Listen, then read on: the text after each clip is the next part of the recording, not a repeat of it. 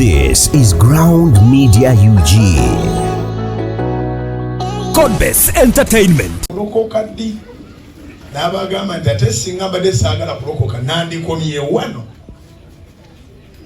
So Tamala abadde ayagala Katonda era nze namutegeera nnyo emyaka mingiko ne tunyumya ne mugamba Tamala obeera olimba nti olina amayembe.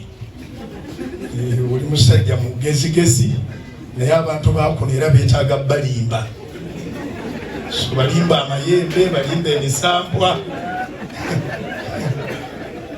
balimba okubayira obudomola bwa asidi ewakuba ennyondo n'obujambiya na biki. Tamala abadde mulungi nga gwe weesalirawo ky'otwala mu Tamale.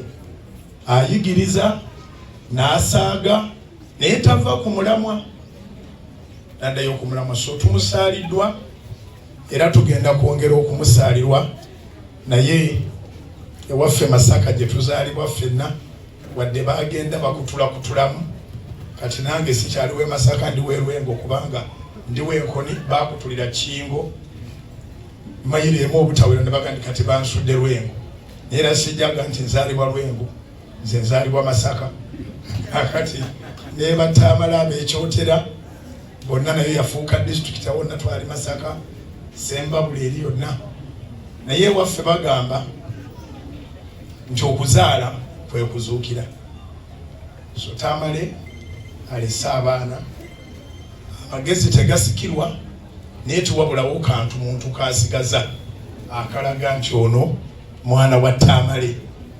So tukkirize Katonda nga bwe tukuŋŋaanya abangi bwe tuti tunoonyenga ku baana bano kubanga abaana nga bwe ŋŋambye nti wano waliwo abamwagala nga yekka yasobola okuva n'aga nti ono abadde ali onaalimba naye ali wano tanjagala muwadde.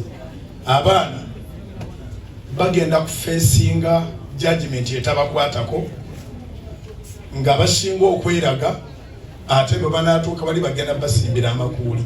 Nsaba tusonyiwe Tamale ffenna abali wano bw'aba alina kye yakukola kubanga omufuba omusalira omusango naawe olinda lw'olifa.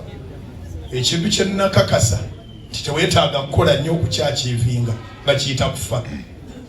Okufa tekwetaaga kubanga okola nnyo nti nga bwe webaka ennyo ojja kulemerwa okutuuka ku kufa obanga bw'oli musiru tewali ayinza kuwona kufa. So okusonyiwa kintu kikulu nnyo. Abali wano n'abatulaba ku mikutu egy'enjawulo Tamala asobola okuba nga yakunyiiza naawe ojjukiranga nti wanyiiza abalala.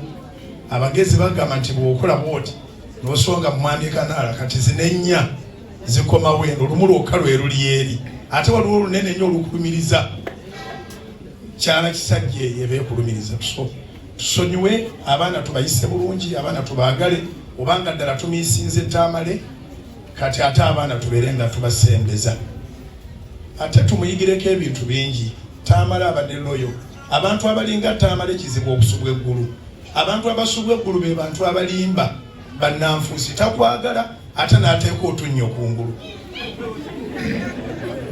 Amannyo gafuna eddagala buli kaseera abantu bagasenya takwagala munaaka n'ateeka amannyo naye ng'akulengerera eringo era kizze kati bw'oba otuuka neetusensa okulaba nga wabula. Tamale tasobola kukwaniriza nga takwagala ate nekyatakwagalira akikubuulira era bye bimuze ku bye mbadde mwagalira. Ate era bw'aba akwagala akwagalira ddala ne bw'asanga nga mulwana amala kukuba n'akubuuza naye tubone tukubira oli tumukubidde ki. So taata tweyanzize nnyo tweyanzeeke. Ffe bannamasaka tuli bakozi era bwe tulwana n'otuuka ku nnamba emu n'oba ng'osobola omukwatako mu ngalo ate tuba situmazeeyo. So Tamale izanaakiva asobodde okutambula ne pulezidenti mu nnyonyi y'emu ndowooza visa tasobola kuzibala. Tetulina bingi bye twetaaga kati abali wano ffe tusoomoozebwa. Onoosobola okutuuka ku buwanguzi Tamale bw'atuuseeko myaka 6. Emyaka si kyekikulu naye bw'abaddewo atuuse ku ki. Abantu batuuka naye ku 10 nga tewali bamumanyi naye ku 6 Tamale akimeekinze n'abaana be abamanyisizza era bajja kutambuliranga ku linnya lye. nze webale nnyo mbadde nfolowinga era yantula nanyumizaamu muzeeyi yamujja mu kyalo mwebale n'okumusipotinga nti mugezi era abadde mugezi era mu bantu abatagenda kutuuka mugulu babagambe talanta mwagiziika atali mu bavunaanibwa kuziika talanta eyi agijjeyo n'agikozesa maximum le so abali wano etumukubireko mu ngalo waliwo omwana omuwala azikubyeredde abali wano temuziika talanta ensi ya kaakati etiisa naye mu kitabo kya Yeremiya essuula 1 olunyiriri olw'omusanvu Yeremiya yali ayagala okugaana okukola bye baamutuma okukola n'amugamba Mukama ndi mwana muto ate kaakati nze omuto n'amugamba sirika toyogera nti ndi mwana muto kye naakugamba nga kyonookolanga gye naakutuma nga gyonaagendanga mu mulembe gwaffe abantu batya bannaabwe era bannaffe baafuuka ensolo naye ate bw'oguma nabo batyamu sokozesa talanta yo ove mu nsi tukujjukireko ekyo mukulu Tamale ebirowoozo byabadde abiteeka nnyo mu bwino era abadde antiisa nti amanyi n'okuwandiika peegi 2 abagendako okusomera okimanyi nti olisaakinga n'ebitagasa n'obiteeka kuli ekitabo kikole volume naye nga siga emagezi Tamale bw'aba alina ebigambo nga bya pages ekitabo kiwedde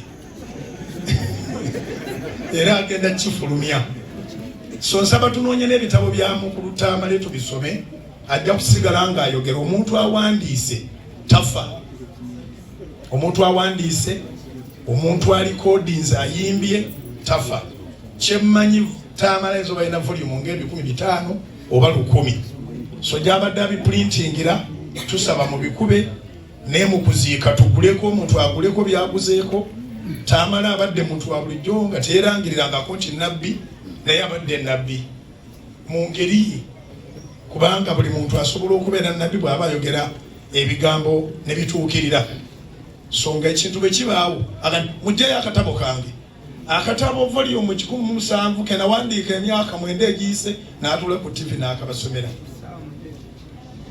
awandiika kazibe peegi 2 so ayina bye tumuyigirako bingi bw'ofuna idea giwandiike bw'ogiwandiika abalala bagiimplementinge naawe otuukirizeko ky'otuukiriza so tugenda kuyimirira ne famire tugenda kubanga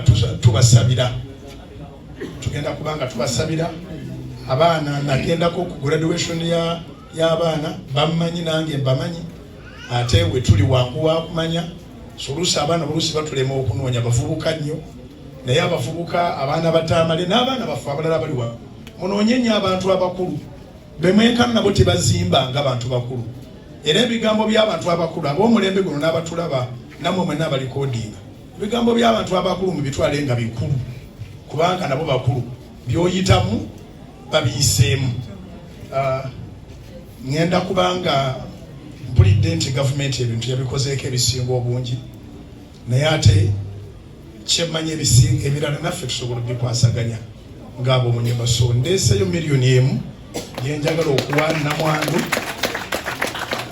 ebyetaagisaako abeere nga bikwasaganya mpolampola n'obubaka obwo Mukama abankuumire tuwangaale tufune okusomozebwa nti bw'oliva mu nsi bali kuŋŋaana bajja kwenyiga fuba okolagane n'abantu musuulire ddala eŋŋombe egamba nti tombuulira bantu abantu bantama abantu saagalira ddala eyo ŋŋombe onfu nnyo abatume bonna ndabye Imam Kasozi wano senso okulaba bannabbi ne Yesu Kristo bakuŋŋaanya abantu naye Katonda akyetaaga abantu kati gwani ateetaaga abantu kubanga bino bye tuyiya byonna ka sayansi Katonda asobola okusinzira waggulu awo buli muntu n'awulira akati olwaleero lwokuna njagala kino abakigondera ne bakigondera abakikyawa ne bakikyawa naye Katonda era alondayo abantu era ndi omu ku bannamukisa be yalonda ampiseemu ebigambo oba okkiriza oba ogaana kubira Mukama engalo ez'amaanyi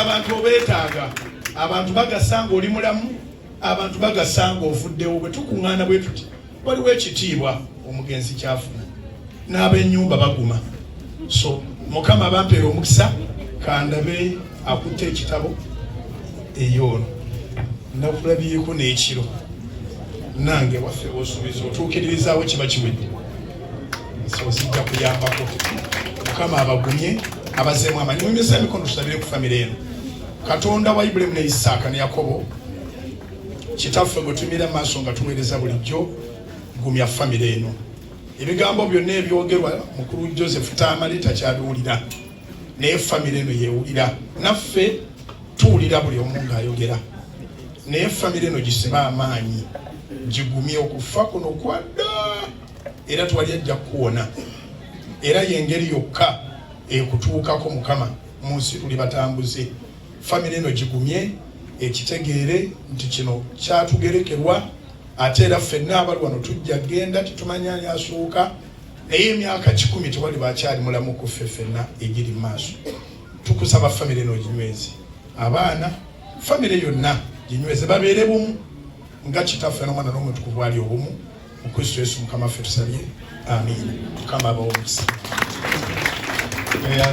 Ground TV 100% entertainment.